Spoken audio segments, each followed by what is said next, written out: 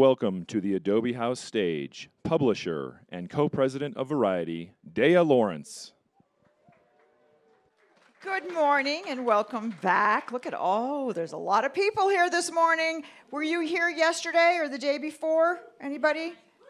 Okay, all right, great. All right. Well, this morning we're going to highlight a group of next-gen filmmakers whose work has been nurtured through Adobe's creative programs. These emerging voices will share their journeys, discuss the challenges and the opportunities that they have encountered while making their films. So some of the things we're going to talk about is what are their creative sensibilities as filmmakers today? In what ways do they think they might operate differently than past generations? That's a good question. And how has access to resources or guidance influenced their creative journey? We're going to find out in our next session, Shaping the Future, Voices of Next-Gen Filmmakers. Now, please welcome to the stage Variety's entertainment reporter, Angelique Jackson. Hello, Dea. Thank you so much. Thank you guys all so much for making us a part of your Sundance schedule. My name is Angelique Jackson. I'm one of the senior entertainment writers here at Variety. It is my pleasure to lead this conversation about shaping the future, these voices of our next-gen filmmakers. All of these folks have either had their premieres or eagerly anticipating their premieres. So I hope that you make time in your schedule to try and see these movies, and also apologies if they're already sold out, because it's kind of intense to get these tickets this year. So truly, without further ado, let's start getting some folks up here, beginning with Stephanie Ahn, writer, director, and co-editor of Bedford Park. Next, we have Daniel Chavez, who's editor of American Pachuco. You can see. Next, we have Giselle Bonilla, director of the musical. Followed by Anooya Swamy, director of Pankaja.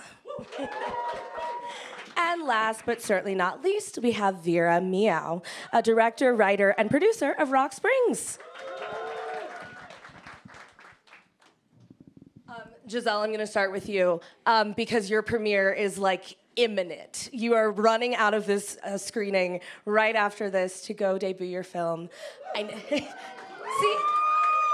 And this is why I wanted to start with you, because we don't want you to be nervous, we want you to feel encouraged. It's too late. But what does it mean to kind of have a full circle moment here in some senses at Sundance? Obviously, we're talking about filmmaking, we're talking about support for filmmakers. You were a Sundance Ignite and Adobe Fellow. So what is it like to get to debut the film here?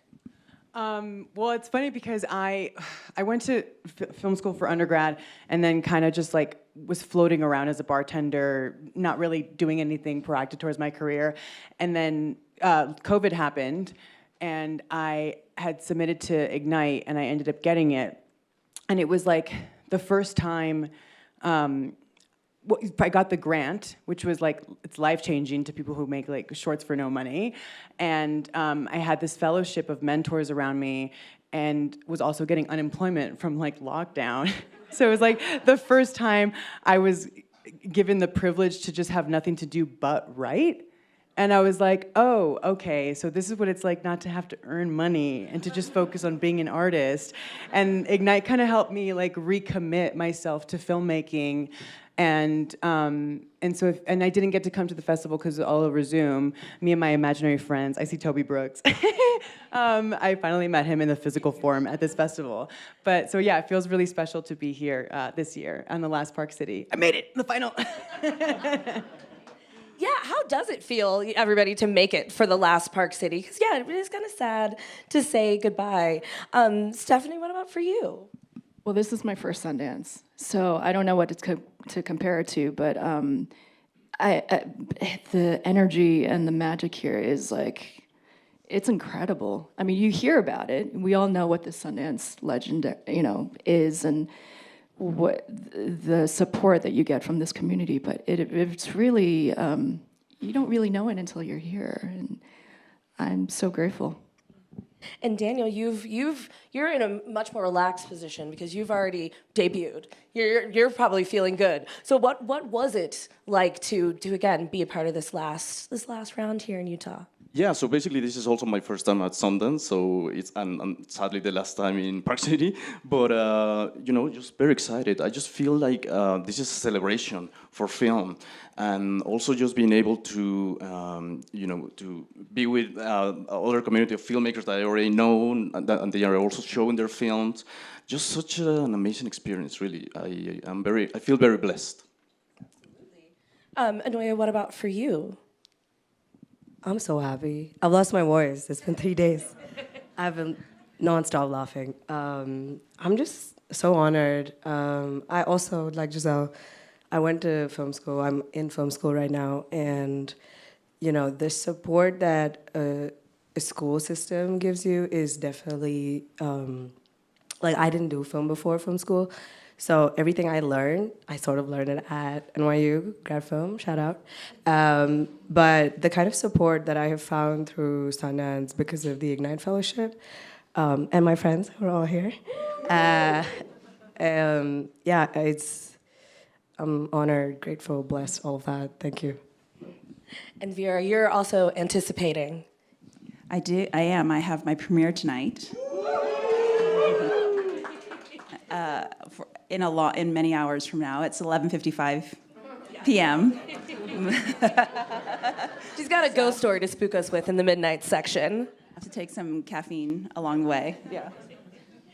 But that experience of, you know, like you said, you're anticipating that premiere. This is actually just a hype session versus a panel.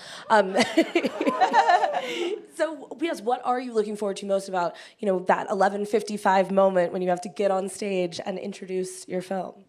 I mean, I'm gonna be honest. I'm super nervous. I will say that it's Sunday morning. It's cold. You all got up, got dressed, put yourself together, got online to come here, and then this panel is amazing. And we were just talking in the green room, and I think that's actually it just feels really good, just to be in a community of people who love movies and who love sharing that experience with each other is kind of carrying me through all the anxiety, frankly. Yeah. Well, I mean, I think that's, yes, please. I think that's kind of the interesting part about this conversation, or really having all of you together. It's like, yeah, we're talking about fellowship in terms of like money and support, but I think that the actual fellowship of being around other people who know the struggle is perhaps even more significant. And Giselle, like you were saying, having that opportunity to just focus on being an artist. How have you found that with your mentors throughout the various processes of making this film in particular? Well, I think the short film community is like super tight because it's so embarrassing to make short films, and I've been making short films for the past 15 years and no one cares about them. But it's like, and then even when you're trying to make your first movie, they're like, yeah, but you don't really know how to make a movie. And I'm like, I made 20 short films. But it's like that community of filmmakers know that like rage and like drive to try to make a movie. And I've seen all of my closest friends like make their movie and take those risks, and it's been the thing that like I'm like, okay, if they can do it, I can do it. It's like possible. It's not this like thing that we put on a pedestal. It's like all you need is the drive, and that's what it is. And it like that community let me get out of the imposter syndrome. And like in our Ignite year, Sean Wong was in my cohort. We shared the same mentor. He's coming to the premiere, and then like Cinda Aga was a few years above me, and we met at a film festival. She was an Ignite fellow, and we like became so close. She opened up her community from her year at Ignite, and I just have like so many besties from Ignite. It's like it's such a great launching pad because it's like for 18 to 25-year-olds, and you all have the same dream. And yeah, I don't know. I don't know if I answered your question. No, you absolutely answered my question. And I was curious if anyone else had, not even necessarily Ignite, but similar experiences. That idea of having that, you know, either somebody who's making films at the same speed you are, or a mentor that kind of helped you kind of get to where we are literally sitting here today. Daniel, what about for you? Yeah, in my case, I actually received the Gloria Schumann Fellowship Editing Mentorship, and that was funded by Adobe. Olga Segura and Ana Karen and Diana Maguire in the back, yeah. And yeah, it's a mentorship for Latinx editors. So it just feels so empowering to be able to like talk to people that are already in the industry, you know, and they share their experiences, and also share the common experiences with the other fellows that are in the fellowship. You know, I think we definitely need to get out of that imposter syndrome, actually, that you were just mentioned, because I think that we have the talent, but it's just a matter of believing in our work, you know, and believing that we're here and we're doing a good work and we want to share it with everyone else, especially as filmmakers of color, you know. I mean, who else had that kind of like aha breakthrough moment on set in terms of kind of breaking through that imposter syndrome moment? Because I know we all have it. I have it every day. Vera, what about for you? It wasn't like a specific moment. I think that film is, by its nature, a collaborative art form. And so coming into it, you want that. And one of the, I don't know, there's probably some overthinkers in the house like me. Yeah. And yes, thank you. Shout out to overthinking. And the very first day that I got on set, my very first time, which was just like a short thing, and I agree with you, Giselle. Once you shoot a short, the journey to the feature is actually not that far. It's just the money, right, to get us there. But what I realized is that's where I think, at least I feel like I achieve my highest possible version of myself. And I think it's because I don't have to overthink, because every single person that's there, we're all focused on the same purpose, which is to tell this story. And anything that's gonna come up, throw us off our plans, our path, it's okay, because every single person's gonna do their best to problem solve that, so that we still together get to that end point of telling the best story possible. So I think it actually allows me to relax in a strange way and trust, because it's one of the maybe only times that at my core I feel in sync and in synchronicity with everyone on set. So for an overthinker, it's amazing. I can actually relax for the first time because I know that every single person's mind and will is focused on the same goal.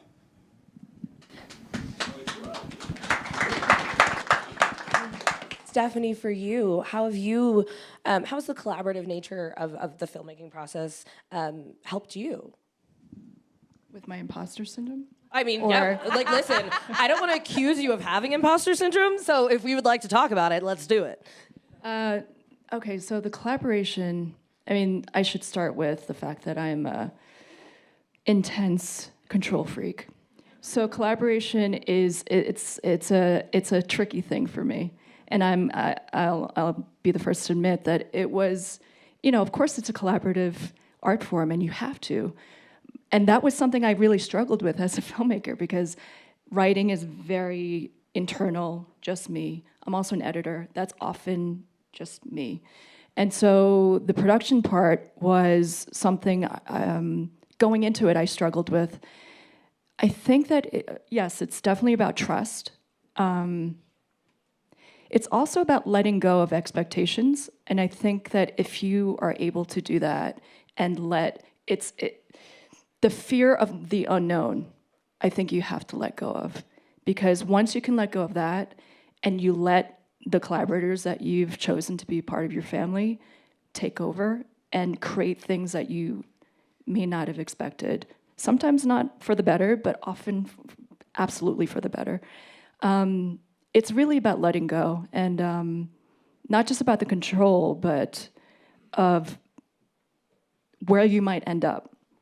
And so, yeah, it was actually a beautiful experience once I was able to go into it with that attitude.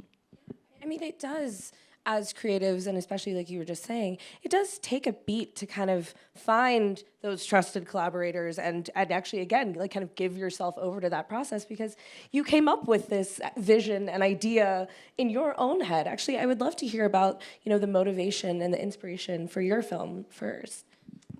So the inspiration really came from, you know, really wanting for my experience to be represented in films, and I just didn't see it. I mean, there were a lot of Asian American stories that I would see here and there, but they felt very cliche and didn't really tap into the details and nuances that spoke to me.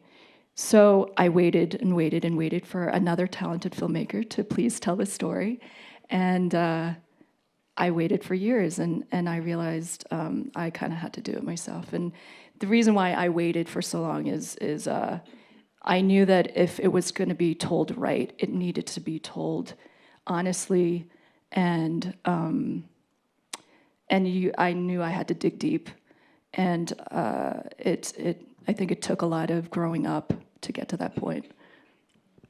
I know, Anooya, your short film had another, also a very similarly personal impetus for it as well. Can you kind of tell the class here?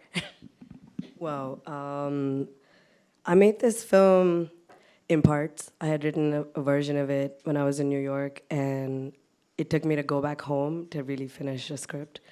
And the origin of that really is, at school we have this project called the second year film, and they tell you that, you make this film and your life's gonna change. And there's pressure to do, just talk about an important part of your life, I guess. And that sort of like actually pushed me to think about home and think about just the years that I sort of forgot growing up, because where we're really from, my family, it's this small part in Bangalore, south of India. It's called Agra. It's sort of a space where the past, the present, and the future sort of like exist in the same time, politically, socially. People are extremely traditional, and next door there will be someone extremely progressive. And so I just always found myself in between, trying to fit between both of those worlds. And and then I was like, we talk about my film, Pankaja, I was just playing in Shorts Program 1. It's about this mother and daughter searching for the missing husband. And we're sort of walking through the city slums and the bureaucracy in the city to sort of like find where he is. And more often than not, a lot of these films about the poverty in India, they're super desaturated. They're so like sad, and like, yes, the shit, is sad, but it's colorful. Like, I grew up around walls that are pink and orange, and I love, like, I remember the memory of home in like extreme saturation, and I just hadn't seen that. And yeah, I met my actors, and they gave me so much, and it was a super continuous, experimental, collaborative film. So yeah, that's how that happened. Vera, what about for you with Rock Springs? Because very similarly, you're taking on a lot of different elements here in telling this story. So Rock Springs is a ghost story, and it's set in a sort of a present day time, following a family that moves to this isolated town after the tragic loss in their family. And as they're trying to move through their grief, they start experiencing some strange things, particularly focused in the woods behind their new home. And the movie touches upon the massacre of Chinese coal miners in Rock Springs, Wyoming in 1885. So the sort of kind of collapsing of time is also a part of the film. And I guess the inspiration for the project came from a couple of different places, at least a couple of different urges. There was a question that popped into my head, fully formed. I'm not even lying, I'm not making this up, where I was just sitting around, and one day the question popped in my head, can I explore diaspora through horror? I am a lover and a fan of horror, and I'm also a child of immigrants. And so I just really had this urge that I didn't quite understand at the moment, to explore the felt experience of being part of diaspora through a horror lens. And when I chased that down, it really came down to certain feelings of longing, of sort of a rootlessness, kind of a fragmentation, a sense of, grief and loss over something that you're actually not sure was even yours to begin with. And to me, that's a ghost story, right? To be a part of diaspora is to feel some level of haunting. baked into your identity.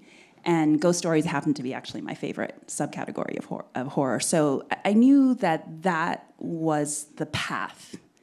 And I started chasing that down, and I had this separate urge and real instinct that I wanted to feature some untold history of the first Chinese in the U.S.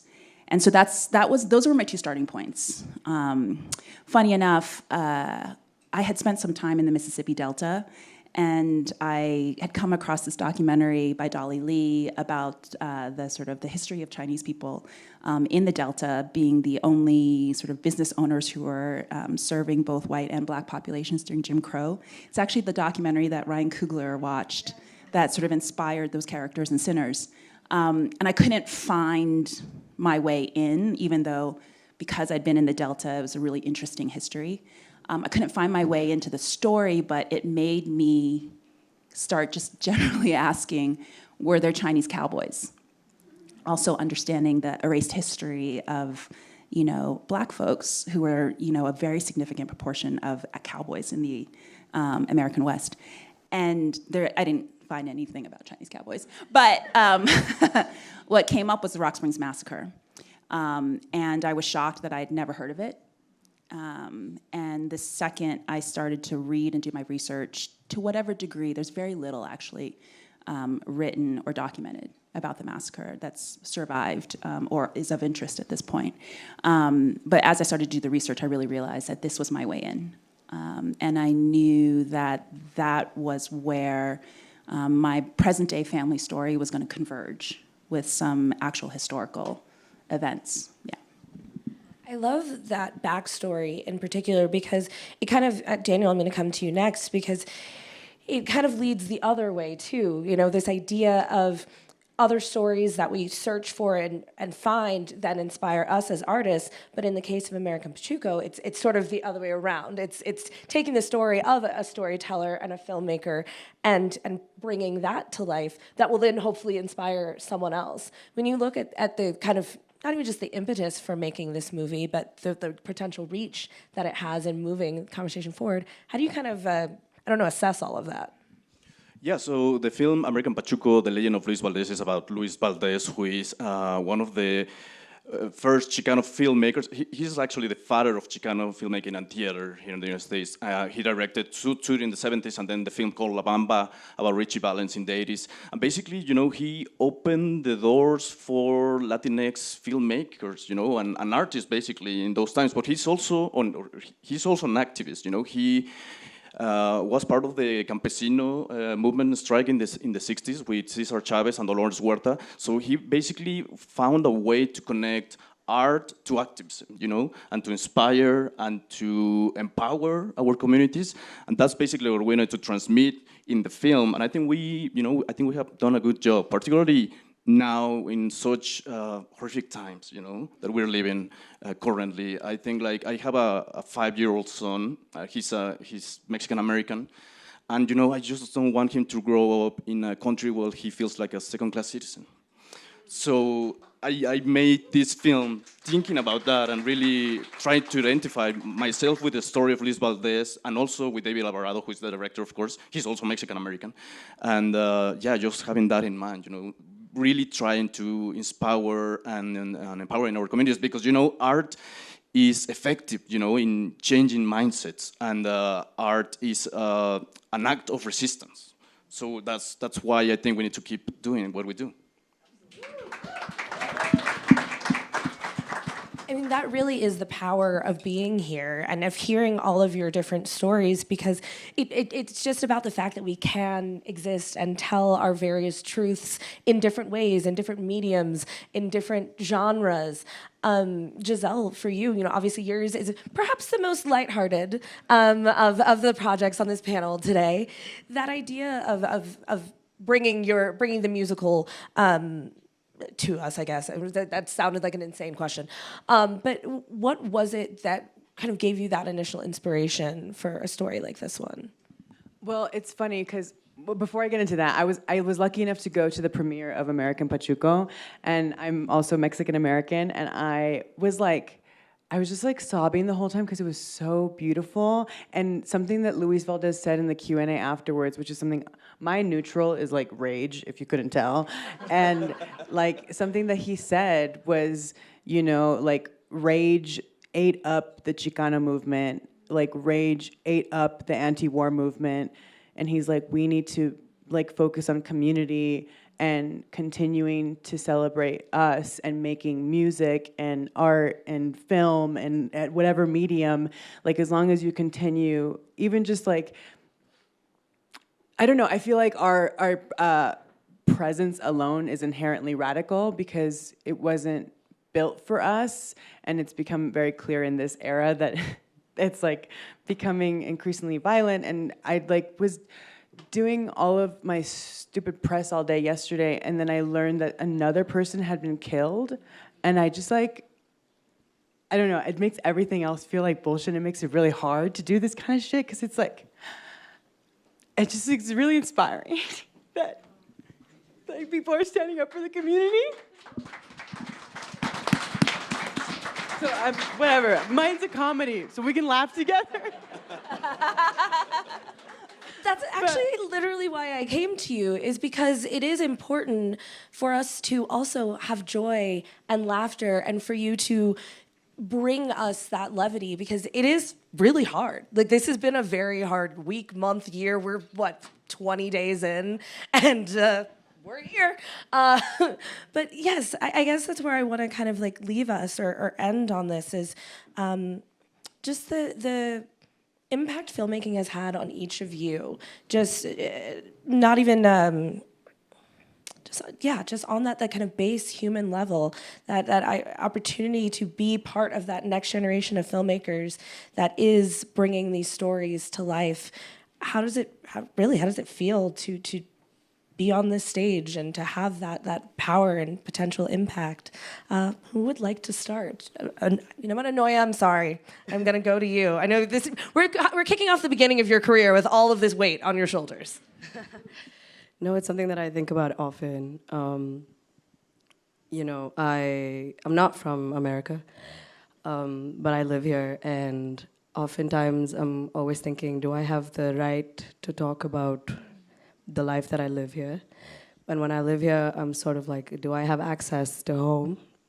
More often than not, I think for many communities, I think living in America is a lot about survival, and I think there's innate grief that we sort of like live with every single day.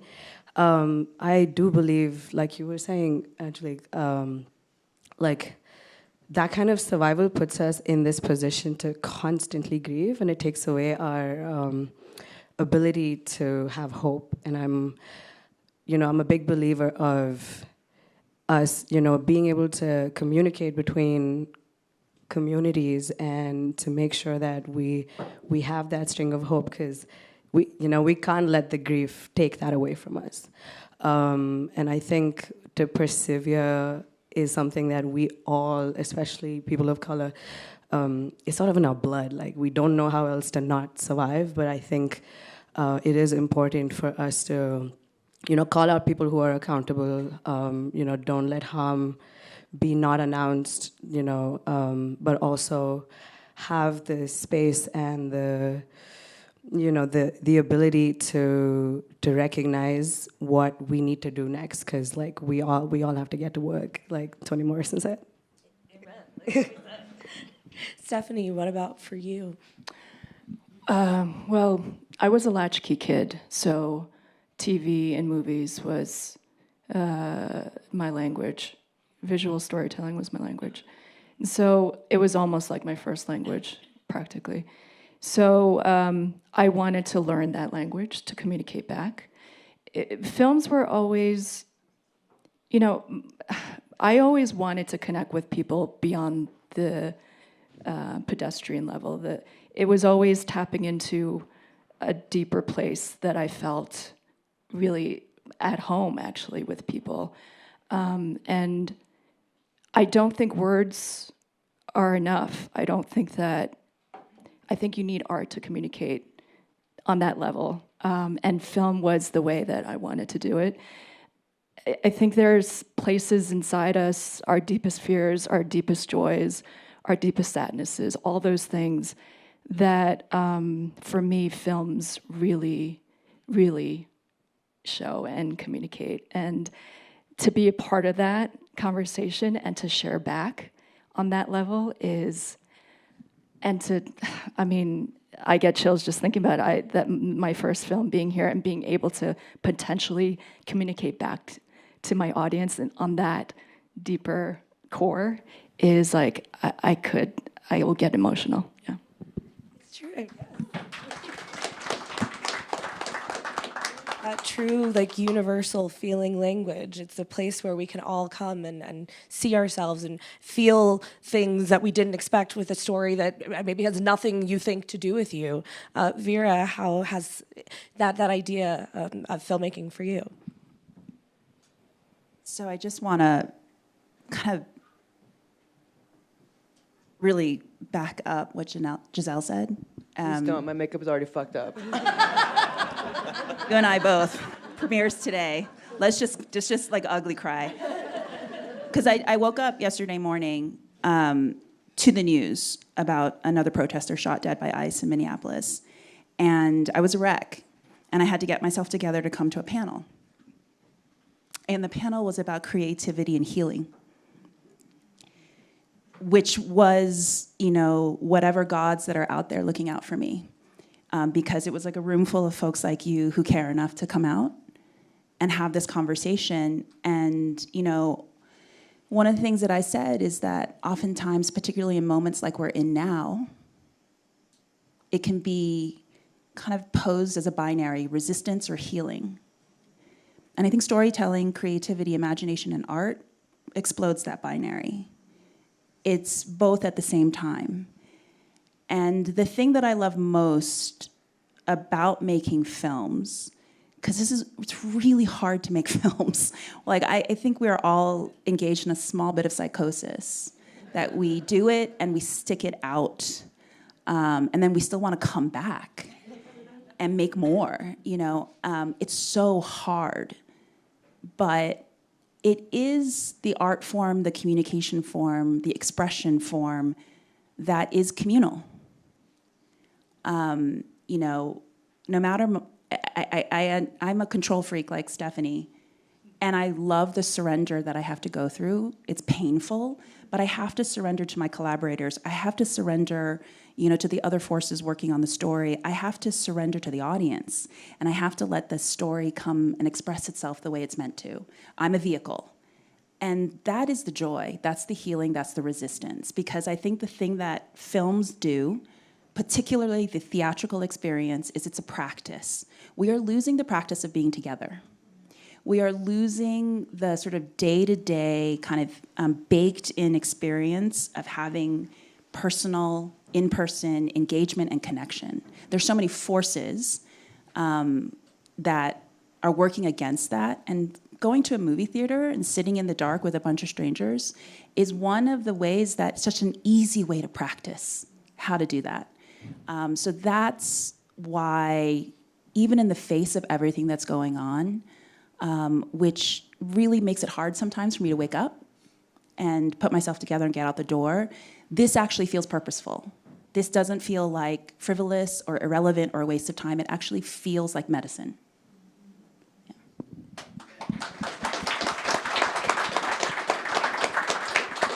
I just truly want to say, thank you for using your voices. Thank you for using your voices on this panel. Thank you for using your voices in your films. Thank you for bringing us all together, like you just said, in community today. And truly thank all of you for being a part of our community today. Enjoy the rest of your festival. Go on and be great. Thank you guys so much. Thank you.